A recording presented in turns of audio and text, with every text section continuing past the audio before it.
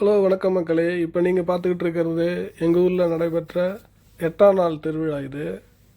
இப்போ ஒவ்வொரு நாளைக்கும் ஒரு குரூப் ஆஃப் பீப்புள் செய்வாங்க. அதுமாரி இந்த நாளுக்கு 8ஆம் நாள் திருவிழாவுக்கு வேறு ஒரு தெருவுலேருந்து செய்வாங்க. இப்போ அதுக்கு பார்த்திங்கன்னா ஊர் மக்கள் எல்லாருமே எல்லா திருவிழாக்காரங்களும் வருவாங்க. இது இந்த விழாவை சிறப்பாக நடத்திக்கிட்டு இருக்கிறாங்க. நீங்களே பார்க்குறீங்க. இப்போ இது எங்கள் முனீஸ்வரர் கோயில் ஒன்று இருக்குது. அங்கே பார்த்தீங்கன்னா கொஞ்சம் ஊரை விட்டு கொஞ்சம் வெளியில் இருக்கும், கொஞ்சம் காடு மாதிரி இருக்கும். அந்த கோயிலேருந்து குதிரை சாமி ஊர்வலமாக இங்கே ஒரு பூசணிக்காய் வச்சு அது காவு கொடுத்துட்டு போவாங்க. இந்த சம்பவம் எல்லா வருஷமும் நடக்கும், ரொம்ப காலமாக நடந்துக்கிட்டு இருக்கு. இப்போ அதுதான் இப்போ நீங்கள் பார்த்துக்கிட்டு இருக்கிறீங்க. இப்போ பார்க்குறீங்க, இதுதான் பூசணிக்காய். அது ஐயர் 3 டைமு அப்படி வச்சு பார்த்துட்டு அப்படி வெட்டுவார்.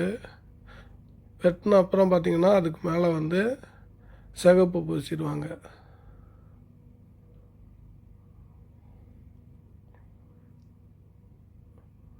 கர்ப்பிணி பெண்லாம் இதை பார்க்க விட மாட்டாங்க. ஏன்னா இது ஒரு காவு கொடுக்குற மாதிரி ஒரு சம்பவம் இது. அதனால் பூசணிக்காய் வெட்டிட்டு அந்த பாருங்கள் சிகப்பு தடவி காவு கொடுத்துட்டு திருப்பி கோயிலுக்கு அந்த பரிவேட்டை முடிஞ்ச உடனே குதிரை கிளம்பிடும். இப்போ கோயிலுக்கிட்ட ஊரை சுற்றி வந்துடுச்சு, கோயிலுக்கிட்ட வந்துக்கிட்டு இருக்கு. ஊர் மக்கள் எல்லாமே வந்துட்டுருப்பாங்க, கலந்துக்குவாங்க. இதில்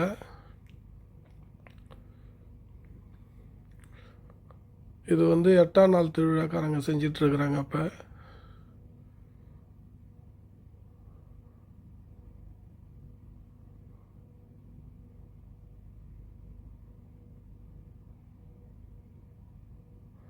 இது மாதிரி ஒவ்வொரு நாளும் நாங்கள் 10 நாள் திருவிழா விமர்சையாக பண்ணுவோம். அப்புறம் தீமிதி பண்ணுவோம்.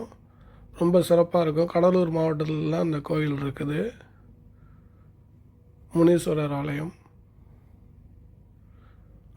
மாரியம்மன் ஆலயம், முருகர் கோவில், விநாயகர் கோயில், சிவன் கோயில், எல்லா கோயிலுமே இருக்குது. கடைசியில் குதிரையை அந்த மாதிரி தாளாட்டிட்டு சாந்தப்படுத்திட்டு அதுக்கப்புறமா கோயிலில் கொண்டு வச்சுருவாங்க. அது வரையும் ஐயர் கூடையே போயிட்டு கூடையே திரும்ப வருவார். அவ்வளோதான், முடிஞ்சிருச்சு.